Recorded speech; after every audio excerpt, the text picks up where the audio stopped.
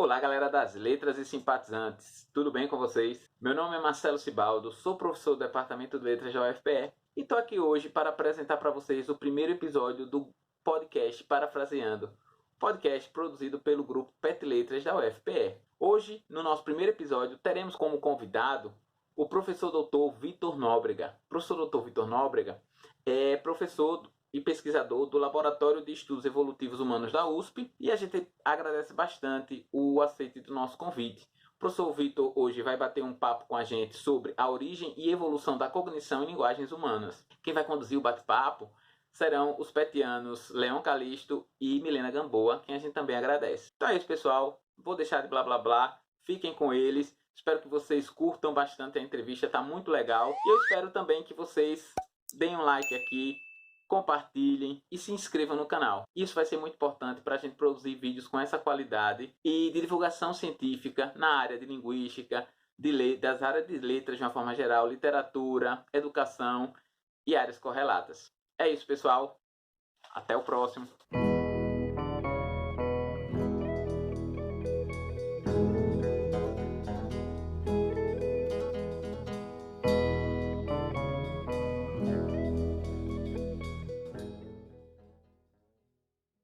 Bom, gente, antes de iniciarmos, farei uma apresentação um pouquinho mais detalhada dos participantes desse episódio para que vocês conheçam de quem são essas vozes aqui. Meu nome é Milena Gamboa, sou estudante de Letras Português da UFPE, estou cursando o 8º período e sou bolsista do PET desde 2017. Junto comigo, Leon Calisto, também estudante de Letras Português, cursando o 5º período e é o mais novo petiano do nosso grupo. Dá um oi aí, Leon. Olá, gente, tudo bom com vocês? Agora, dando a pisa no nosso látis, apresentamos nosso convidado Vitor Nóbrega, graduando em Letras, com habilitação em Português e Linguística da USP e mestre e doutor em Linguística pela mesma universidade. Suas principais áreas de atuação são a morfologia, a sintaxe e a linguística evolucionária, com trabalhos que se concentram na descrição e análise de aspectos morfossintáticos do português brasileiro e no desenvolvimento evolutivo do léxico humano. Atualmente é pesquisador colaborador do Laboratório de Estudos Evolutivos Humanos do Instituto de Biociências da Universidade de São Paulo. De novo, muito obrigada, Vitor, por ter aceitado o nosso convite. Então, professor Vitor, a gente queria saber um pouquinho sobre a tua trajetória, assim, no desenvolvimento da tua pesquisa, sabe, da tua tese, e, assim, os percalços e tal, enfim, os problemas gerais que eu imagino que devem ter aparecido naturalmente. E, além disso, lá atrás, assim, na tua graduação, o que é que te motivou a seguir por essa área, né, da biolinguística, da linguística evolutiva, mais ou menos assim, esse caminho, como é que foi? Bom, a minha formação, ela envolve a graduação em Linguística, né, e o mestrado em Linguística, o doutorado também, mas em cada um desses momentos eu acabei ampliando o meu escopo de investigação. Então, desde a graduação eu fiz iniciação científica em morfologia e em teoria da gramática. Acabei discutindo dados do japonês, alguns dados que me levaram a pensar em composição, e aí palavras compostas do tipo hidroginástica, limpa-vidros, e o meu projeto de mestrado foi um projeto sobre morfologia. Então, nesse projeto eu tentava identificar quais eram as propriedades básicas dos compostos e que fazia com que as palavras compostas nas línguas naturais apresentassem tanta variação, né? Essa discussão me levou no doutorado a discutir os primitivos da gramática. Então, basicamente eu estava interessado em entender qual é a natureza dos elementos que nos permitem formar palavras e formar sentenças, né? E uma questão que eu colocava e que me levou daí da linguística teórica para a linguística evolucionária era identificar se, no caso desses primitivos, haveria no sistema de comunicação animal algum precursor, né? Então, será que essas peças que compõem o nosso léxico, ou seja, a gente pode imaginar elementos como raízes, a gente pode definir as raízes como sendo a posição conceitual do léxico, e elementos formais, como os traços formais, que correspondem às partes funcionais de uma palavra, será que essas peças apresentariam algum correlato na distribuição do comportamento vocal de animais não humanos? Essa era a pergunta que eu fazia. E vejam que eu não migrei de uma área para outra, eu apenas expandi o escopo de investigação, continuando fazendo morfologia e morfossintaxe, discutindo linguística teórica, mas agora adicionando uma questão principal, que era que envolvia um percurso interdisciplinar, né? Então, resumindo, basicamente, o que eu fiz foi adicionar princípios teóricos que me empurravam a considerar o critério de adequação evolutiva. Quer dizer assim, olha, estou explicando o conhecimento linguístico humano, mas ao mesmo tempo essa explicação que eu quero fornecer, ela está calcada, ela leva em consideração a história evolutiva da espécie, né? E nisso eu acabei desenvolvendo trabalhos em linguística evolucionária, né? A maravilha dessa discussão é que, ao mesmo tempo em que eu desenvolvo trabalhos em linguística teórica, eu passo a discutir e aprender e a buscar mais informações em áreas que não são imediatamente próximas à linguística ou aparentemente próximas à linguística, como a arqueologia, a paleoantropologia, a etologia, né, trabalhos que envolvem a discussão de sistemas de comunicação de animais não humanos, ao investigar esses trabalhos eu consigo reconstruir, ou pelo menos definir um cenário em que possivelmente essa competência pode ter emergido, né? Não me afastando da linguística teórica, mas adicionando mais material por tipo de linguística teórica que a gente faz e chegando de fato a uma definição, uma construção desse nosso conhecimento linguístico com mais subsídio biológico, né? Determinando de fato o que é inerentemente particular à espécie humana e que provavelmente já estava disponível na natureza há milhares de anos e que foi recrutado para servir a função da linguagem. Ótimo, incrível. Agora, Puxando... calma, desculpa te interromper, Milena, mas assim, no sentido dos percalços que tu tivesse para fazer a pesquisa em si, teve alguma dificuldade e tal, porque imagino, não sei porquê, mas eu imagino que deva ser uma área relativamente complicada e tal, os precalços são, bom, não ter, bom, o fato dessa área ainda ser muito nova no Brasil, né? Sim. A gente não tem uma cadeira em linguística nas universidades brasileiras destinada à linguística evolucionária. Então, por exemplo, a formação nesse tipo de investigação ela envolve um esforço pessoal do investigador e do programa de pós-graduação em abrigar esse tipo de investigação e permitir que o candidato consiga se dedicar a esse tipo de questão. Então, nesse sentido, eu tive muita sorte de ter uma orientadora que me apoiou muito, né, e disse, olha, não é o que eu faço, mas eu te apoio no que for preciso para que você consiga desenvolver essa questão. E a parte, talvez, mais trabalhosa dessa investigação é ter que, de fato, ir conhecer outras áreas e aprender o que outras áreas estão fazendo, né? Eu acho que a linguística ela é uma área de extrema interface, mas às vezes a gente não se aventura na interface de fato. E é imperativo que a gente crie esse comportamento de ler o que outras áreas estão produzindo e tentar entender como o que outras áreas estão produzindo pode reverberar nas discussões que a gente está travando atualmente. Então, por exemplo, eu comecei a estudar mais sobre comunicação animal e tentar entender como que a gente pode identificar propriedades da comunicação animal e quais correlatos apresentam, a gente pode identificar nas propriedades da linguagem humana.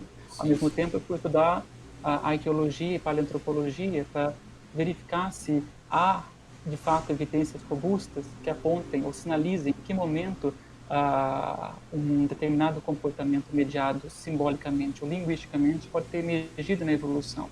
Essas questões são fundamentais para que a gente consiga vislumbrar quando que houve uma alteração nesse comportamento e provavelmente quando essa competência emergiu. Isso tem consequências teóricas bastante interessantes e que a gente precisa considerar. Então, eu acho que, no geral, o problema mesmo é essa questão de ter que Desbravar, né? Outra ciência. desbravar uma interface, ter que de fato aprender sobre outras áreas. E é muito curioso, quando a gente está fazendo um trabalho de interface, muitas vezes para nossa área não é o que eles consideram linguística, e aí a gente fica meio travado, e para outra área também não é o que eles estão considerando o que seria o métier deles, né? Então, é uma questão de transição, mas que é preciso coragem, é preciso força de vontade, e os resultados são bastante interessantes. Eu acho que ah, eu convido os alunos a terem esse ímpeto de não se não desenvolver linguística evolucionária, mas a aprender a ler trabalhos de outras disciplinas, sabe? Identificar o que eles estão falando, entender como a metodologia funciona e verificar se o que eles estão desenvolvendo pode ser aplicado no trabalho em linguística descritiva ou teórica que a gente está desenvolvendo nos cursos de letras e linguística. Muito bom. Ótimo. Então, para os estudantes que se interessam nessa vertente, quais universidades são reconhecidas como polos de boa produção nessa área? Essa é uma boa questão. A gente não tem ainda, né, um centro em que a gente não tem uma universidade ainda no Brasil que tenha uma cadeira dedicada à linguística evolucionária, né? E também não tem pesquisadores que se dediquem 100% só à linguística evolucionária. Eu acho que no Brasil eu tenho feito esse papel e alguns outros colegas, mas que não estão ainda na universidade, né? Como professores. E há algumas iniciativas que vêm sendo contempladas em alguns espaços, mas que ainda são bastante tímidas. Então, por exemplo, no Laboratório de Estudos Evolutivos Humanos da USP, eu tenho visto alunos interessados em desenvolver trabalhos dentro dessa perspectiva, mais voltados para a arqueologia. Na Pontifícia Universidade Católica do Rio de Janeiro, a professora Sirene Rodrigues vem orientando alunos em trabalhos envolvendo a descrição dos sistemas de vocalização de macacos prego, né? E, bom, esses são os nomes que me vêm à cabeça agora, mas, de novo, como eu comentei, ainda a área está em estágio embrionário no Brasil e eu espero que nos próximos anos a gente consiga ver essa área se estabilizando e trabalhos bastante relevantes sendo produzidos no nosso cenário nacional. A gente pode começar a falar sobre a tua tese já agora. Aí, eu acho que um conceito que seria interessante para o público seria qual a diferença entre os sistemas de comunicação dos animais não humanos e humanos. Isso é bastante interessante. Bom, sistemas de comunicação a gente encontra das mais variadas formas no mundo natural, no mundo animal, né? Essa capacidade de emitir um sinal, desse sinal ser veiculado, que alguém interpreta esse sinal, não acontece somente com a espécie humana, isso é observado em diferentes espécies de animais não humanos e pode ocorrer de diferentes maneiras, né? Por meios vocais, mas também por meios elétricos, meios químicos, por meios visuais. Então, a comunicação animal é algo bastante variado e diverso. E quando a gente começa a identificar propriedades a depender da espécie, a gente percebe as lacunas. Então, por exemplo, ao olhar, por exemplo, para o comportamento vocal de pássaros canouros, é bastante interessante a gente perceber que, embora seja possível identificar diversas semelhanças no desenvolvimento vocal de pássaros canouros, ou seja, quando o pássaro está adquirindo o canto, a gente observa muitas propriedades semelhantes com a criança humana adquirindo a linguagem. Entretanto, o que é produzido apresenta propriedades muito distintas. Por exemplo, um canto de um pássaro, um pássaro canouro pode produzir, a depender da espécie, até 200 cantos diferentes. Entretanto, o que é veiculado é sempre um único significado, que é apontar para as fêmeas que aquele pássaro está disponível para acasalamento ou que ele está demarcando o território, né? Ao passo que o nosso léxico, você pega qualquer palavra do léxico humano, ela pode ter mais de um significado, né? Isso é bastante curioso. Além disso, é muito curioso que, se a gente compara as propriedades combinatoriais desse sistema, a gente vê que, embora eles possam formar vários cantos combinando notas numa sílaba, depois dessa sílaba formando um canto, você vai chegar ao mesmo conteúdo. Ao passo que na linguagem humana, se eu combino palavras de diferentes maneiras, a gente chega a sentenças diferentes, né? Se elas forem gramaticais ou não. Mas essa é uma primeira distinção que a gente pode destacar. A segunda, se a gente compara, por exemplo, os sistemas de vocalização de primatas com a linguagem humana, que é uma comparação que vem sendo feita há muito tempo. Primeiro, pela proximidade de primatas não humanos com a gente, né? E também pelo tipo de vocalização que eles usam, que parece estar ancorada no sistema referencial. Então, por exemplo, o caso clássico, bastante famoso, é o dos macacos Burbot, que produzem pelo menos 3 vocalizações dialéticas, cada uma para um predador diferente. Para leopardo, para águia e para cobras, né? E cada uma dessas vocalizações, ela leva um comportamento antipredatório do grupo. O que é muito curioso é que se a gente considera que essas vocalizações correspondem ao repertório lexical desses animais, a gente vai observar, primeiro, que esse repertório é muito reduzido, né? Enquanto um primata chega a ter, às vezes, uma dúzia de vocalizações, a gente tem na espécie humana um vocabulário que é bastante extenso. E a gente continua adquirindo palavras durante a nossa vida toda, né? Isso é uma diferença que a gente pode destacar. A segunda diferença é o fato, bom, essa aquisição é ilimitada, né? Diferentemente da espécie humana, o sistema de vocalização, ou da linguagem humana, o sistema de vocalizações dialéticas de primatas não humanos, ele é predeterminado, inatamente. Então, o infante primata, ele já nasce com as vocalizações prontas, e ele não precisa nem adquirir as vocalizações, nem trabalhos observacionais experimentais mostram que tanto as características acústicas da vocalização quanto o próprio conteúdo veiculado são inatos. Ele não adquire esse sistema, diferentemente das palavras da linguagem humana, que a gente tem que adquirir, né? A gente não nasce sabendo as palavras, a gente vai adquirindo ao longo da vida, né? Uma outra característica interessante destacar é que, enquanto as palavras da linguagem humana são polissêmicas, por exemplo, né? Você pega uma palavra como terra, que pode significar um planeta do sistema solar, pode significar pó, pode significar, sei lá, um determinado conjunto de espaço que a gente está delimitando.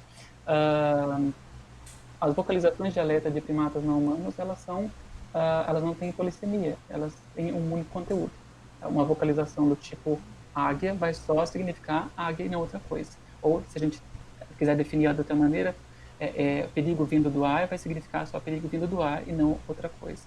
Então, o que a gente começa a perceber é que, primeiro, o nosso sistema de comunicação, ou essa propriedade que a gente tem, que é produzir, adquirir e compreender uma língua, não se restringe a uma única porção, né? A gente parece ter, nessa faculdade da linguagem, um conjunto variado de competências operando conjuntamente, diferentemente dos sistemas de vocalização de animais não humanos, que parece ser bastante rígido, e quando eles têm propriedades que parecem levar a uma variação, tipo o caso das combinações do canto dos pássaros, o produto em si é uniforme, é sempre veiculando a mesma coisa, né? E a mesma liberdade do canto da vocalização dos primatas parece ser uma coisa um pouco difícil de ser delimitada, porque eles não produzem vocalizações variadas, né? Eles não adquirem mais vocalizações ao longo da vida, isso aí é inato, e eles não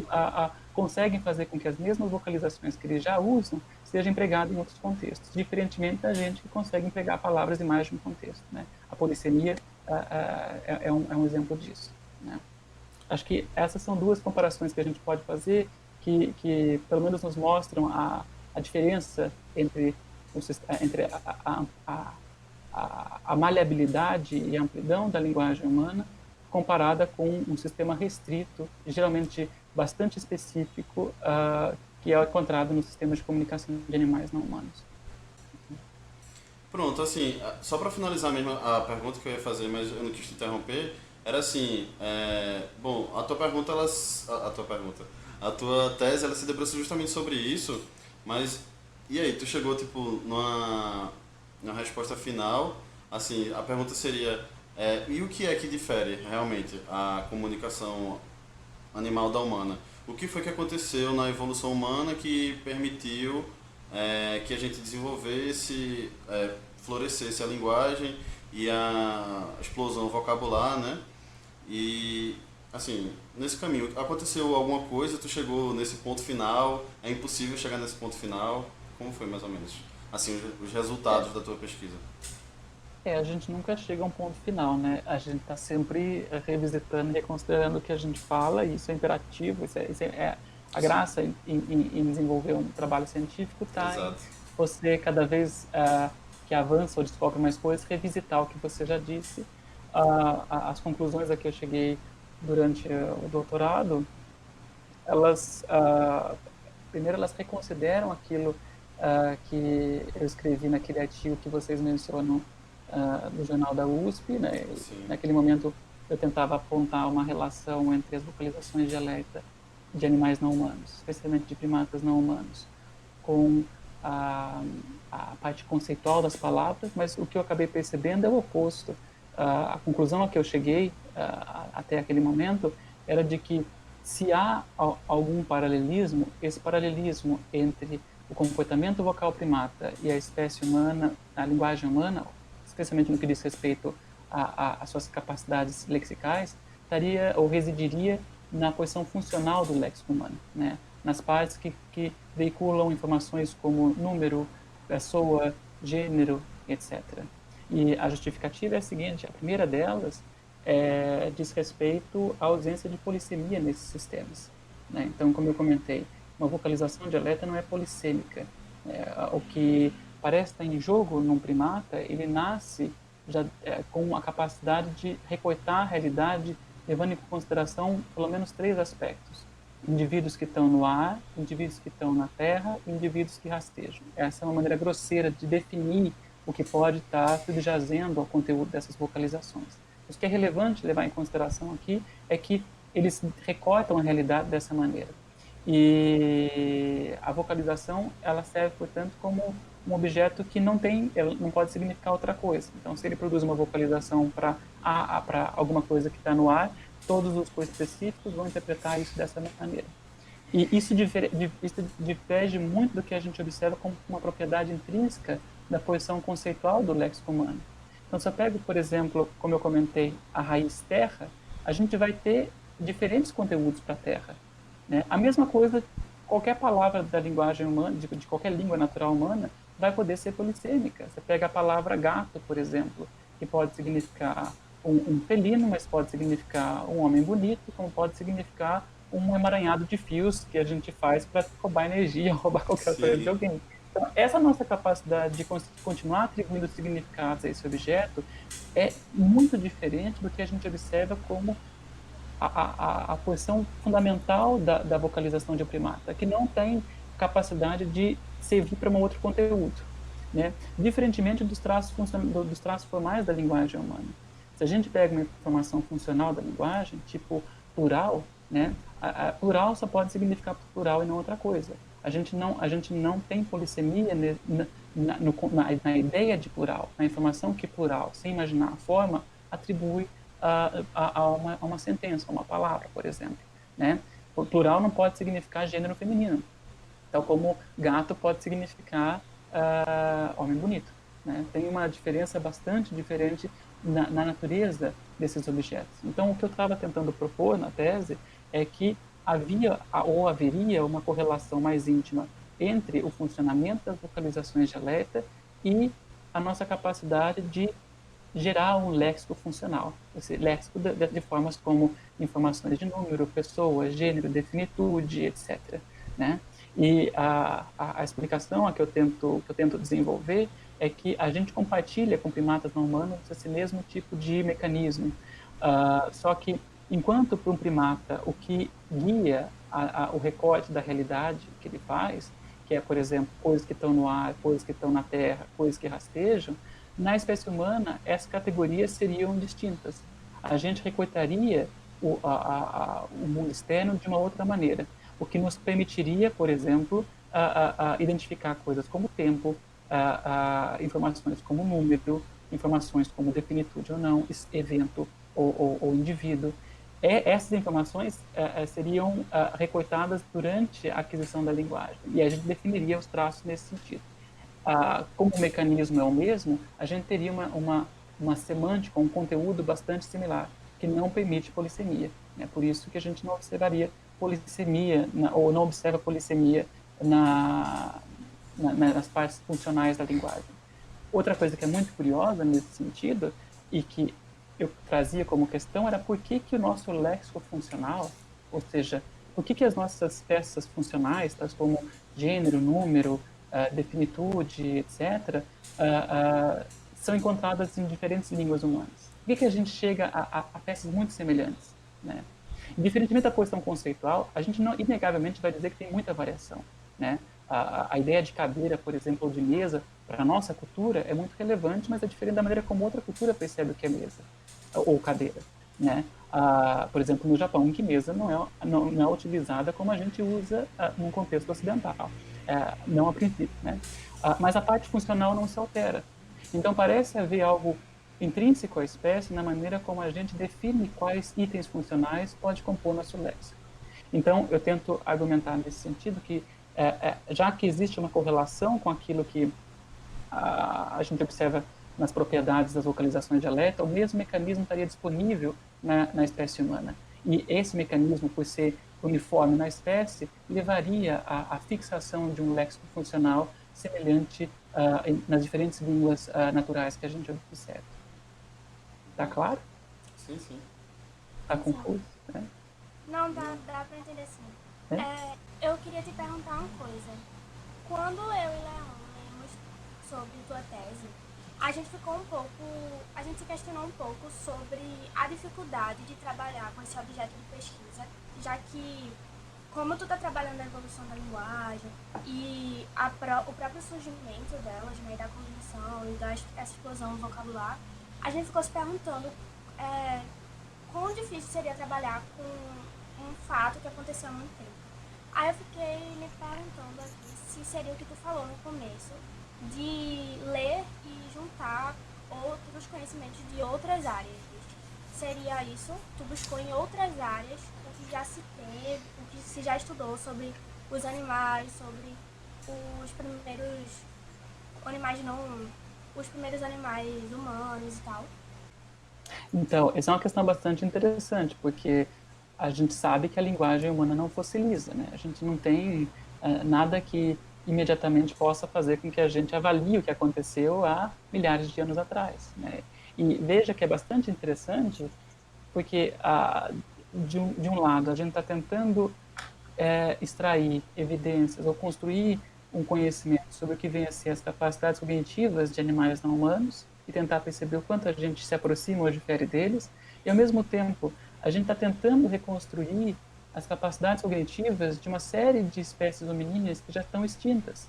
Por exemplo, os primeiros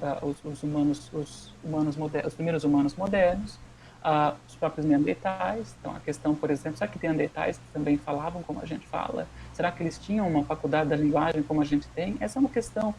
E como a gente não tem nada, a gente não tem nenhuma evidência direta sobre como isso aconteceu, sobre como a espécie humana adquiriu essa capacidade de adquirir uma língua e desenvolver uma língua, a gente precisa necessariamente recorrer a uma série de evidências indiretas, né, que vêm de diferentes áreas do conhecimento. Elas podem vir dos trabalhos em comunicação animal, elas podem vir da genética, elas podem vir da arqueologia, elas podem vir da psicologia, né? E é imperativo que a gente comece a criar o hábito de saber o que pessoas de diferentes áreas estão fazendo e desenvolvendo enquanto pesquisa, né? Porque tem muitos arqueólogos discutindo a emergência da linguagem, tem muitos psicólogos discutindo a emergência da linguagem, e isso lembra muito uma parábola que é bastante conhecida, que é a parábola do elefante no escuro, né? Basicamente, a gente pode definir essa parábola da seguinte maneira: imagina que você tem um elefante no escuro e essa besta que ninguém nunca viu precisa ser descrita. E eles botam, sei lá, 5 pessoas dentro dessa caixa escura para tentar definir o que é, né? Aí um está perto da orelha, vai lá, segura a orelha e fala assim, isso aqui parece com um abano. A outro está lá perto da perna e fala assim, não, isso aqui mais parece com um tronco, né? O outro está perto da tromba, isso aqui parece com outra coisa. Então, as discussões envolvendo o desenvolvimento, a evolução da cognição e da linguagem, ela basicamente reflete esse tipo de instabilidade. Não é que a gente não saiba o que esteja acontecendo, é que tem diferentes áreas trabalhando e cada uma está olhando do seu ponto de vista. Embora o objeto seja o mesmo, o elefante seja o mesmo, cada uma está dando um parecer diferente porque está analisando de um ponto de vista, às vezes, muito, sabe, só o seu. A discutir como a linguagem emergiu pede que a gente dialogue, que a gente comece a dialogar com outras áreas, né, para começar a criar uma imagem mais clara do que vem a ser esse elefante, né, para chegar à conclusão de que ele é um elefante. E o que eu tenho visto é que os linguistas estão saindo do seu espaço de trabalho e começando, de fato, a interagir com essas outras disciplinas, e essas outras disciplinas estão começando a interagir com a gente. E eu acho que nos próximos anos, não quer dizer que a gente vai chegar a uma explicação sobre, sabe, certa de quando e como a linguagem humana emergiu, mas a gente vai ter uma hipótese muito mais realista e menos especulativa de como isso aconteceu, em quais espécies isso aconteceu e por que isso aconteceu. Vejam que, para os astrônomos, a questão do Big Bang era puramente especulativa, mas hoje em dia a gente consegue chegar a explicações muito mais robustas de como pode ter acontecido. A mesma questão da deriva continental, né? Até então, os geólogos achavam que era só... trabalhava-se apenas... trabalha com apenas evidências indiretas. A discussão sobre quando a linguagem humana emergiu está na mesma seara, mas isso não impede que a gente chegue a uma hipótese ou a hipóteses que sejam muito mais bem elaboradas e muito mais próximas do que pode, porventura, ter acontecido. A outra pergunta que a gente tinha, tu meio que respondeu diretamente, então eu vou refinar ela assim. A gente sabe que tu trabalhou no MIT, tu foi diretamente para lá ou tu ficou por aqui? Como foi mais ou menos isso? E assim, principalmente a minha pergunta mesmo é, qual a relevância que essa experiência assim na tua vida teve para a tua pesquisa, assim, desde o momento em que desde o momento do teu artigo, né, lá no jornal da USP, o que é que mudou até o fim da tua tese, assim, o que é que essa experiência contribuiu, sabe, daquele momento até então?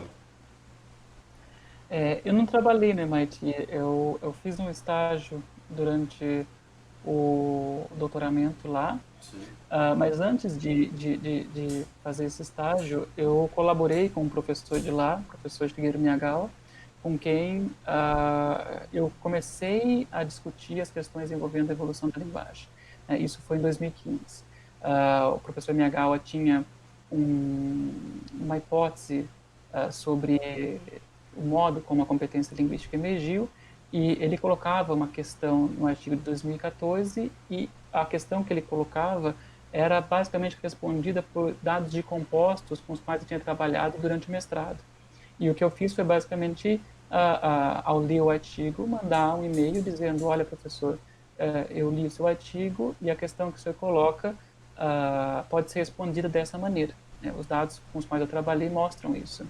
E desde então a gente começou a discutir, a trocar informações, e isso culminou no artigo de 2015, em que a gente discute a emergência do léxico, levando em consideração a hipótese da integração que foi desenvolvida pelo professor Miyagawa e colegas.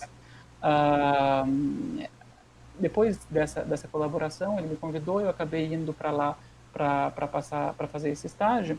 Sim. E a experiência foi maravilhosa, porque especialmente para experimentar uma outra atmosfera de universidade, né?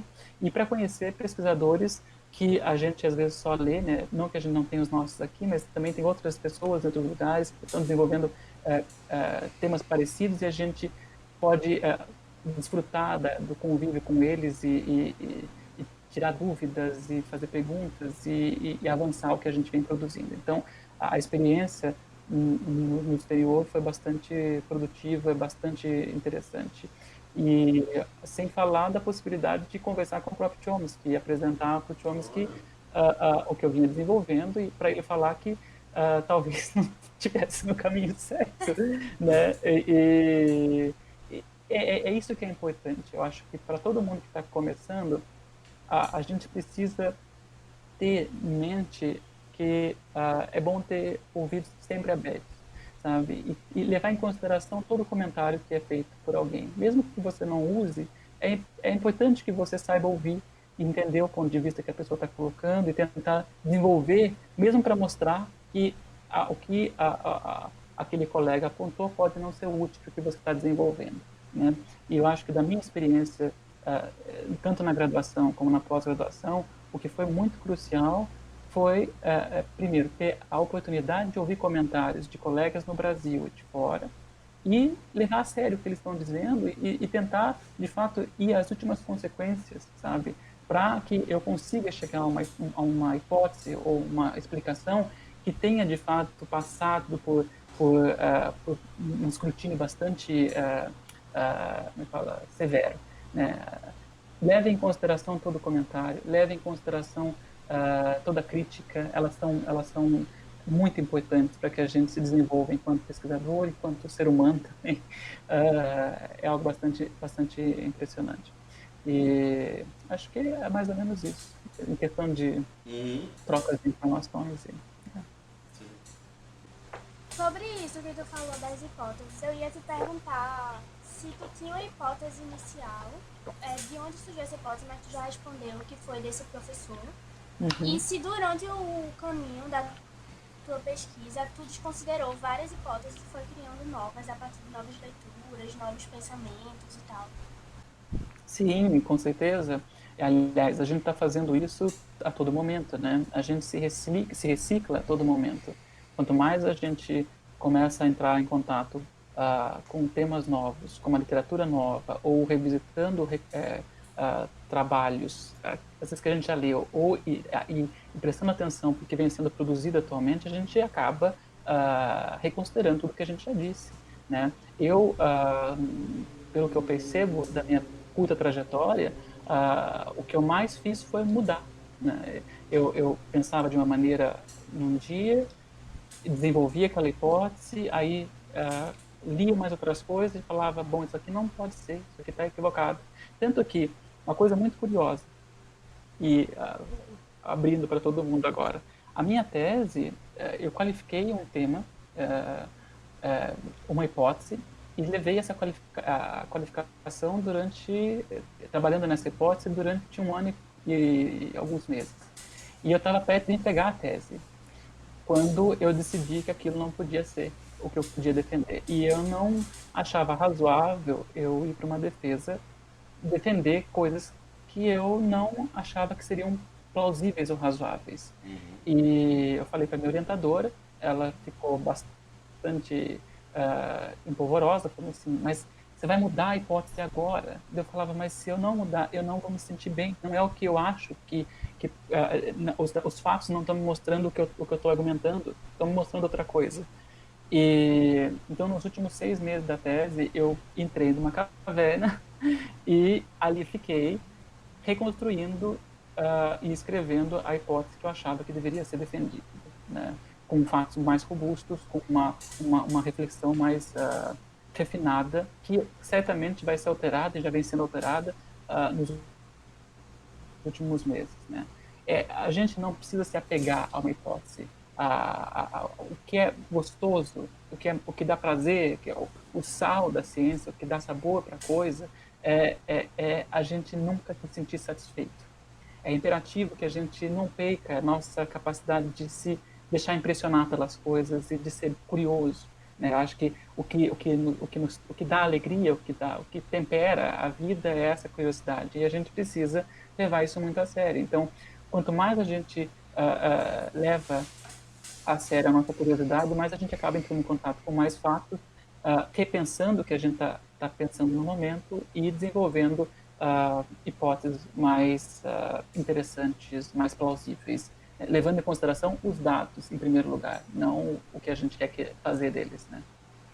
Exato. Essa é a beleza da ciência, né? Você não, como tu mesmo disse, você não precisa dar um ponto final nas coisas, né? Tipo, você tem que ser humilde de estar sempre se questionando, né? Ter uma autocrítica, sempre estar investigando, ser curioso, né? Como tu disse. Sim, E sim. a nossa última, assim, última ou penúltima pergunta é para quem se interessa nessa área, né? Tu já falou que no Brasil é complicado, mas assim, queria saber se tu tinha alguma indicação de livros, assim, leituras, autores, professores no Brasil ou fora do Brasil, nos Estados Unidos mesmo. Assim, o que é que tu tem para indicar para quem tenha assistido esse vídeo e tenha se interessado assim minimamente para a área ou escutado esse podcast, né?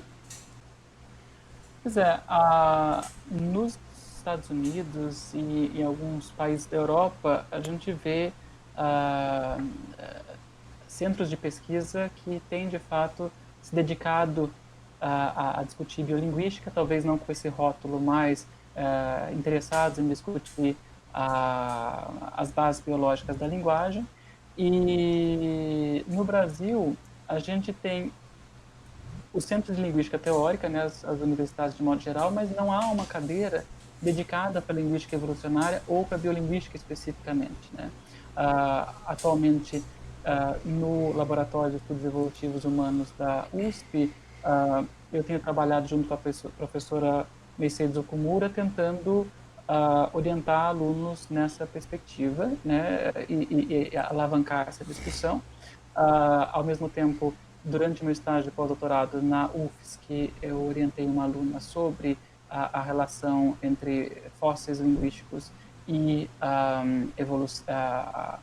evolução da linguagem, então se haveria de fato a possibilidade de discutir a presença de fósseis linguísticos, mas ainda não temos pesquisadores suficientes interessados e que se dedicam exclusivamente a essa subárea da linguística para alavancar a formação de mais alunos ainda. É uma área que está no estágio embrionário e eu espero que nos próximos anos a gente veja um avanço e um desenvolvimento maior dessa área aqui no Brasil. No exterior, como eu disse, a gente vai encontrar centros que se dedicam a essa questão, mas que normalmente não estão relacionados a esse rótulo ou linguística evolucionária ou biolinguística. Eu posso citar aqui, bom, em especial tem o centro em Barcelona, capitaneado pelo professor Cedric Bux, que ali realmente eu acho que é um centro que tem formado alunos nessa questão. Tem também o professor Koji Fujita na Universidade de... Eu não sei se ele está na Universidade de Tóquio, mas ele está alocado no Japão, que também tem um centro de biolinguística que tem formado vários alunos e desenvolvido teses e outros trabalhos de formação nesse tema. Ao mesmo tempo, bom, eu poderia também citar aqui a PUC do Rio de Janeiro, com a professora Silene Rodrigues, que tem desenvolvido um projeto atualmente tentando descrever o comportamento vocal de macacos prego. Então, eu sei que ela tem orientado alunos nessa questão e a gente pode colocar essa discussão na biolinguística.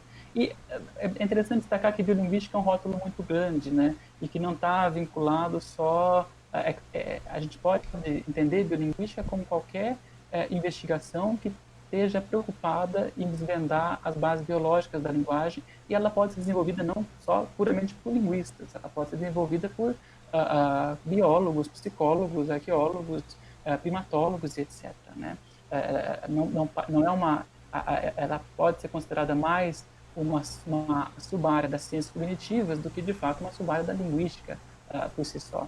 A linguística evolucionária, por outro lado, que está mais voltada para desvendar como a faculdade da linguagem emergiu, esta a gente pode alugar como sendo uma subárea da biolinguística, né? Porque ela também está interessada em desvendar as bases biológicas da linguagem, mas aí alocando ela no desenvolvimento evolutivo da espécie.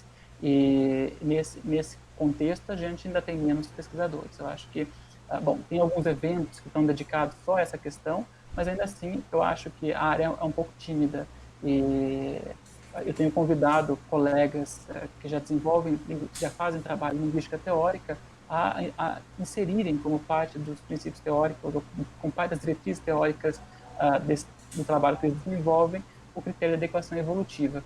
né? Porque, a meu ver, esse critério tem um impacto severo na maneira como a gente constrói uma teoria da gramática. Sobre referências, eu acho que, bom, a gente pode buscar materiais que estão mais na linguística, né? Então, tem os trabalhos do Chomsky, o trabalho interdisciplinar do Chomsky, Hauser e Fitch, publicado em 2002. Eu acho que é um artigo seminal para essa discussão, pelo menos ele reavivou essa discussão no âmbito da gramática gerativa. A gente pode também buscar trabalhos que estão mais alocados na paleoantropologia ou na arqueologia. Então, um nome bastante relevante é o do Ian Tattersall, que escreve, tem livros e artigos tentando desvendar não só a emergência da cognição, mas especialmente a emergência da linguagem, e ele é um paleoantropólogo. Arqueólogos discutindo o tema, a gente tem diversos arqueólogos, e é uma questão bastante interessante, especialmente porque eles tentam reconstruir a cognição de espécies femininas com base na cultura material, e aí alocar temporalmente quando essa competência pode ter emergido. Eu cito, além do Tattersall, o Stephen Mittan, que tem um livro publicado, traduzido pela editora Unesp, que se chama Pré-História da Mente. Acho que é uma leitura que todo mundo pode fazer, porque além do tema ser interessante, o autor escreve muito bem e é um livro agradável de se ler e coloca questões bastante interessantes para os linguistas, né? Embora ele não discuta só a linguística. E nas questões envolvendo comunicação animal, bom, um texto clássico é o do Charles Cockett, são 2 artigos da década de 60, eu posso compartilhar para quem quiser, acho que ele dá um impulso nessa discussão, e não podemos deixar de passar pelos trabalhos que descreveram os sistemas de vocalização dos macacos Burbage, não porque eles sejam por si sós especiais e sejam os únicos, mas porque eles abrem uma área de investigação, pelo menos um ponto de interrogação nos estudos sobre comunicação animal, que é os aspectos semânticos e referenciais envolvidos nas vocalizações de alerta. E desde os trabalhos da década de 80, a gente tem visto uma revisão dessa literatura, uma revisão do que foi discutido na década de 80, e até hoje ainda tem muita inconsistência. Então, é uma questão que está indo e voltando e sendo revisitada a todo momento. E eles representam esse trabalho seminal. Outro que não podemos deixar de ler é o livro do Eric Langenberg, The Biological Foundations of Language, da década de 60 também, que eu acho que é onde toda essa nossa discussão está sintetizada, como se fosse a cartilha para quem quer discutir não só biolinguística, mas também quem quer discutir linguística evolucionária. Beleza, então, a gente queria agradecer muito a participação, tá bom, professor? Enfim, foi todo um trabalho aqui, teve vários problemas para fazer o podcast, né, problemas técnicos, e levou muito tempo, então a gente agradece de verdade, todo o PET, tá bom? Eu que agradeço, não se preocupem, a gente agora está todo mundo foi forçado a vir para o meio digital, então são os percalços que a gente tem que enfrentar. Eu agradeço imensamente de novo o convite, o interesse nessa discussão e também a gentileza com que vocês me trataram e as perguntas que trouxeram. Eu fico bastante lisonjeado. E mando o meu abraço à distância, agora com isolamento social, a todos os petianos da Federal de Pernambuco, e espero que numa oportunidade futura, né, quando tudo estiver de volta a dias mais felizes, a gente possa se encontrar pessoalmente, tá bom? Tá bom, com certeza. Obrigada. Tchau. Tchau. Queria só lembrar que se você gostou desse vídeo, se você gostou desse podcast, se inscreve no canal da gente do YouTube, tá? A gente tá começando agora a produzir bastante, chamando vários outros convidados, professores importantes, sobre temas importantes e tal. Então se inscreve, dá o like, tudo aquilo que a gente já sabe, né? Ative o sininho. E se você tá escutando em algum aplicativo de streaming, você segue a gente também, tá bom? Tchau.